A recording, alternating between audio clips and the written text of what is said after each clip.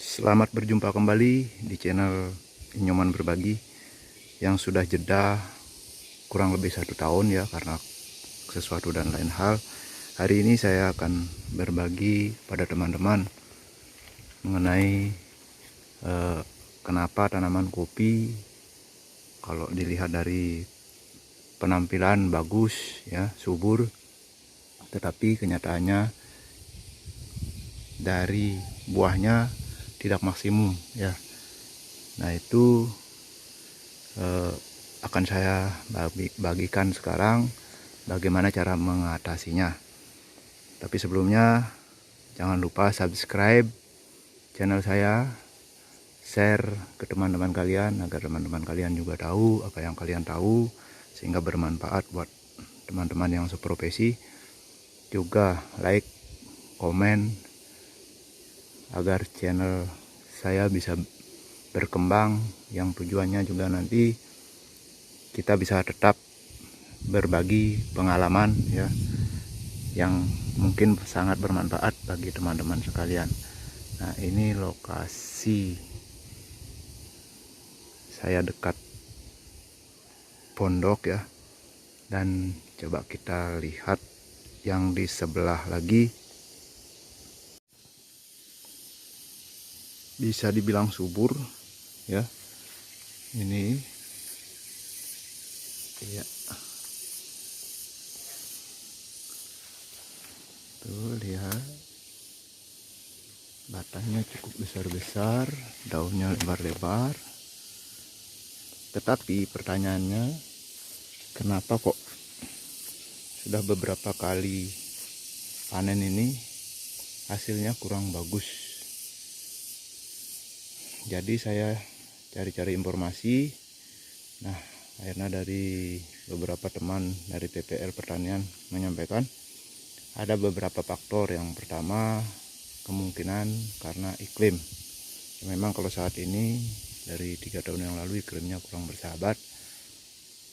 Kemudian faktor kedua, pemupukan yang kurang tepat. Yang ketiga yaitu pH tanah yang sangat mempengaruhi. Nah setelah saya cek-cek, memang di iklim memang ada pengaruhnya. Cuman pada fase pemupukan itu saya sudah lakukan pemupukan dengan tepat waktu dan tepat sasaran. Maksudnya tepat waktu kapan kita harus pemupukan pertama dan kedua itu sudah dilakukan sesuai dengan jadwal. Pemupukan pertama untuk pertumbuhan vegetatif ya, jadi pertumbuhan cabang dan untuk memperbanyak cabang persiapan tumbuhnya bunga itu sudah kita aplikasikan pupuk yang mengandung nitrogen lebih banyak, tetap dicampur dengan pupuk yang mengandung fosfat dan kalium tapi konsentrasinya lebih sedikit.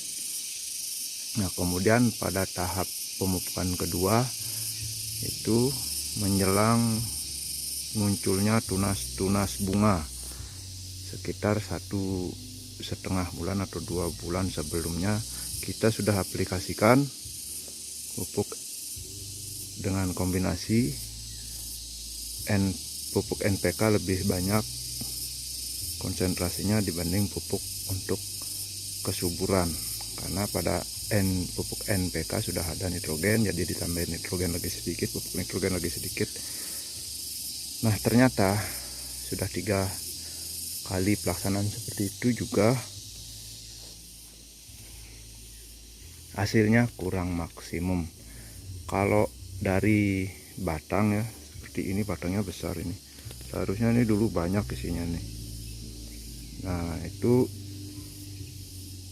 dari segi batang itu seharusnya banyak isinya, tapi buahnya kok sedikit. Nah akhirnya karena saya awalnya tidak punya pH meter, jadi saya beli pH meter. Setelah saya cek ternyata memang benar tanah saya, tanah pertanian saya itu sangat-sangat masam, yaitu berkisaran antara 5,5 ke bawah sampai 3,5, bahkan ada di bawah 3,5 ya, sampai low. Nah seperti itu ya, memang low-nya tidak terlalu banyak, hanya beberapa tempat, tapi rata-rata antara 4 sampai 5,5. Jadi itu sudah dibilang kritis, karena untuk penyerapan pupuk yang kandungannya fosfat dan kalium ya, kandungan fosfat dan kalium. Fosfat dan kalium itu hanya bisa diserap dengan baik itu kalau pH tanahnya lebih dari 5,5, minimal 5,5 sudah bisa diserap, tetapi kalau bisa di atas 5,5 sampai 7,5 itu akan bagus diserap. Nah jadi akar permasalahan satu sudah ketemu, yaitu pH tanah saya tidak bagus alias asam. Jadi akhirnya saya cari-cari informasi. Memang dulu saya tahu beberapa ya yang bisa menaikkan pH tanah, yaitu sejenis kapur seperti dolomit, ada juga petrocas dan kaptan. Nah kalau dolomit itu kandungan CaO yang mengandung unsur basa itu hanya 30%. Kemudian petrocas itu 30%, sementara kaptan itu berapa ya? Kaptannya 80% ya. Nah, seperti itu. Jadi itu cukup banyak juga menggunakan untuk bisa menaikkan pH tanah. Tapi saya tak bosan-bosan, saya cari-cari juga di YouTube. Itu ada channel apa ya, saya lupa itu nama channelnya. Itu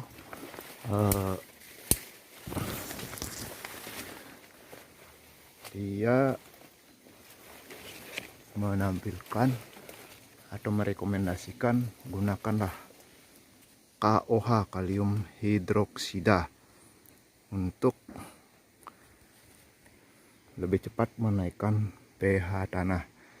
Nah, akhirnya saya ikuti, ternyata memang benar, dan saya coba, saya beli KOH, akhirnya ada hasil. Memang setelah diaplikasikan itu kurang lebih memasuki menit ketiga sampai 15 menit pernah saya cek terus, itu kok malah terbalik, yang pH-nya 4 sampai 5,5 itu sampai ada yang low, bahkan 5,5 tidak ada, semuanya turun 4,5, 4, 3,5 low.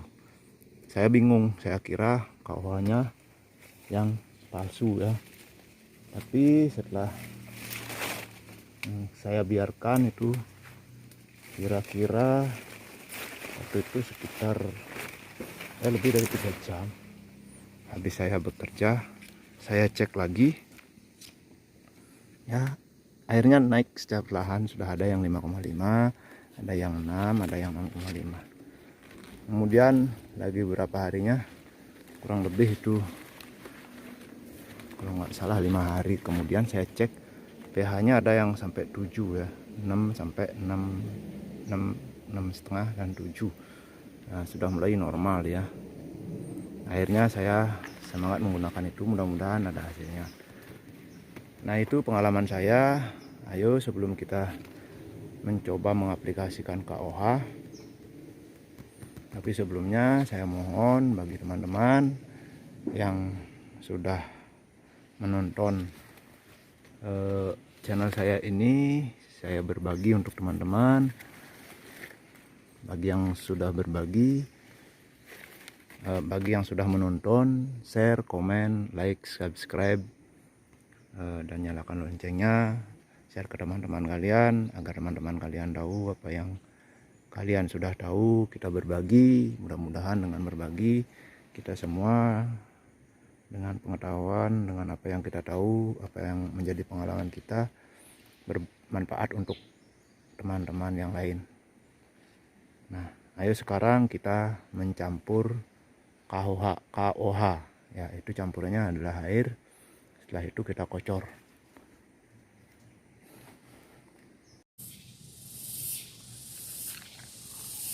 Nah, kita sudah siapkan air kurang lebih ini 12 liter, nah 10 liter lah ini airnya, antara 10 sampai 12 liter. Jadi karena saya tidak bawa untuk penakarannya, saya perkirakan pakai kanjeng itu aja. Ini antara 10 sampai 12 liter. Jadi nanti kita campurkan dengan ini KOH ya, KOH nya penggilas. Itu 1 liter 1 sendok. Jadi ini kurang lebih, karena antara 10 sampai 12 liter, saya kasih 11 sendok aja. Tapi kita cek dulu ini pH airnya berapa. Kalau bisa pH air yang digunakan di atas 5,5 ya, 6, 7.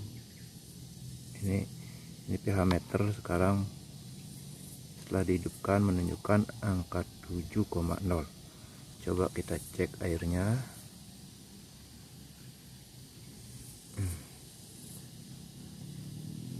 Airnya normal ya, pH nya 7.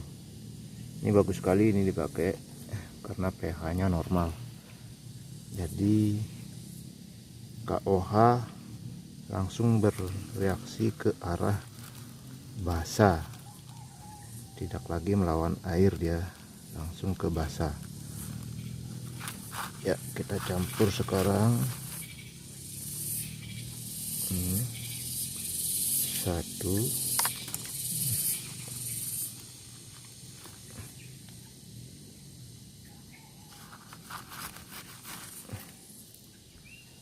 2. Teman-teman nanti kalau mencampur ini ya, ingat pakai selop tangan, karena ini ya lumayan keras ini, karena saya sempat kukunya kena yang masih butiran kayak gini.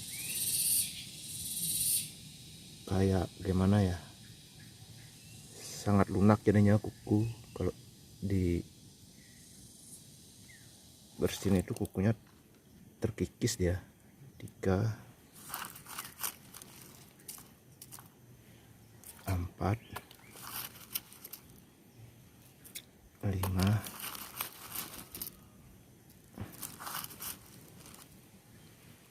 6, 7,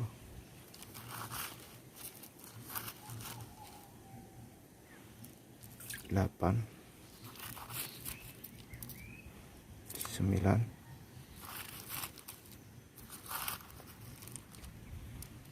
10, 11. Boleh dikasih 12, boleh ya.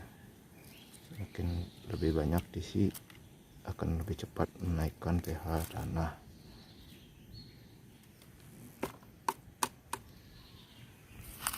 Kita tambahin lagi ya, 12 kita kasih ya, 12. Nah, kembali hati-hati ya teman-teman, jangan sampai terkena tangan, apalagi yang masih kayak gini ya.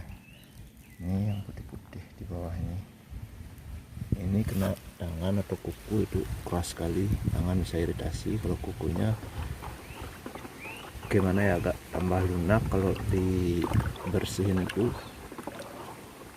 dia tergerus, dia tambah tipis kukunya.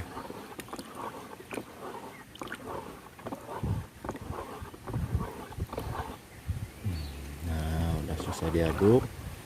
Tadi pH air sebelum dicampur dengan KOH adalah 7 normal. Sekarang kita cek lagi ini pH meternya ya, belum dimasukin itu 7. Sekarang kita masukin ya, langsung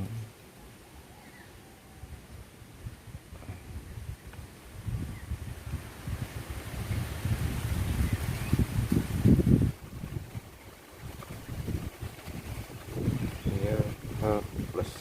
Bentar dulu, masih berputar airnya.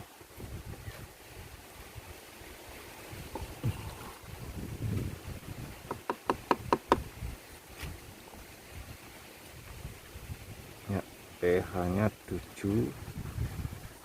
Kita masukin 7.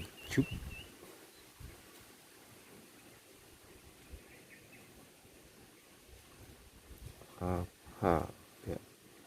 Ini berarti pH air sudah lebih dari 10, bisa-bisa antara 12 sampai 14 pH nya.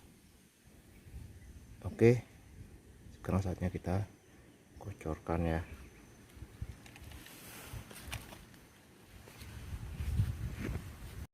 Baik teman-teman, kita cek dulu sebelum aplikasi lahan pertaniannya. Ini pH meter menunjukkan angka 7. Kita cek.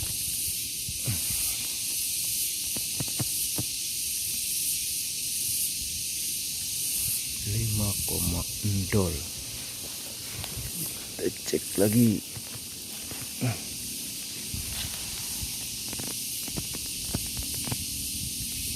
5,0.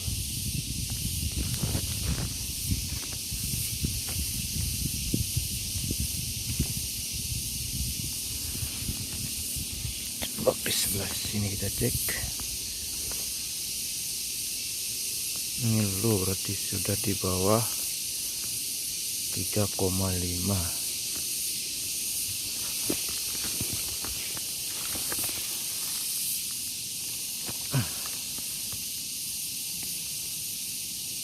Ini 4,5 teman-teman, sangat rendah ya.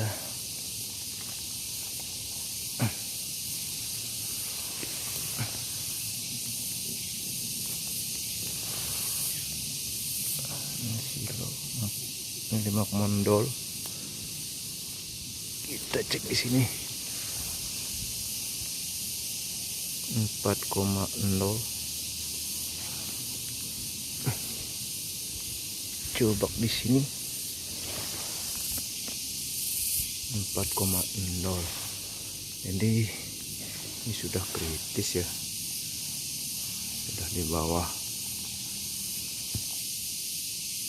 5,5. Oke, ntar kita aplikasi ya, kita kocor sekarang.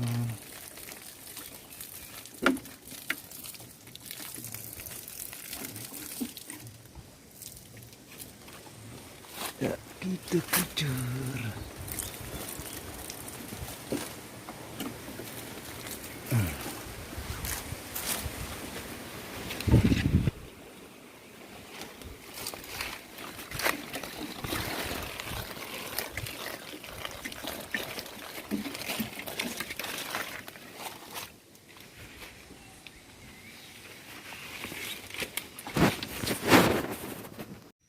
Nah, ini yang dikocor baru sekitar 2 menit yang lalu ya.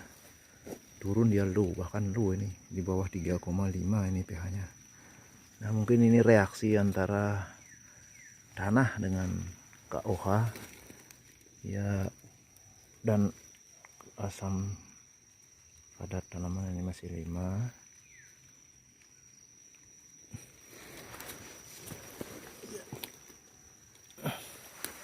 Nah, itu low ya.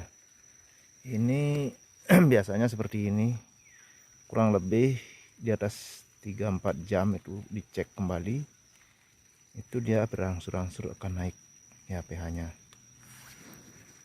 ya. Kita cek pada pH tanah yang sudah diaplikasi beberapa hari yang lalu. Oke saudara-saudara, ini setelah 5 hari dari aplikasi KOH. Coba kita cek dulu dengan pH meter. Ini pH meter sudah menunjukkan 7 normal ya. Kita tancapkan dulu ya. Jadi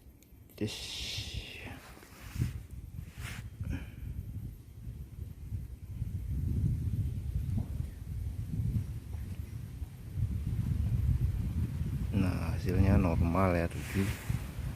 Coba kita pindah ke posisi yang lain. Iya.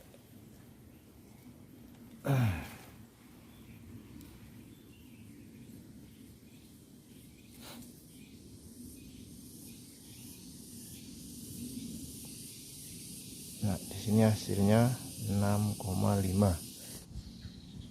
Jadi kalau 5,5 sampai 7 itu berarti kalau kita melakukan pemupukan NPK, semua unsur yang ada di pupuk itu, pupuk unsur nitrogen, fosfat, kalium bisa diserap dengan sempurna oleh tanaman. Jadi untuk pembentukan batang, cabang, ranting, dan pembentukan bakal bunga, buah itu jadi maksimum. Itu yang memang menjadi harapan kita. Teman-teman, itu dulu. Jadi dengan menggunakan KOH itu sangat cepat bisa menaikkan pH tanah. Semoga bermanfaat bagi teman-teman sekalian. Jangan lupa subscribe, share ke teman-teman kalian agar teman-teman kalian tahu apa yang kalian tahu dan bermanfaat buat teman-teman kalian. Karena di masa sekarang musim penghujan kebanyakan pH tanah itu turun, bahkan di bawah normal, terutama yang menggunakan pupuk kimia seperti urea, ZA, Ponska. Jadi jangan lupa tetap cek pH tanah kalian, dan kalau bisa kalian perlu memiliki ini pH tester untuk pH tanah. Ini saya beli kemarin dengan harga 145.000. Oke teman-teman, sampai di sini dulu konten saya kali ini. Selamat mencoba, selamat mempraktekkan. Semoga bermanfaat untuk kita semua. Salam bertani. Sampai jumpa di video saya selanjutnya. Sukses untuk kita semua.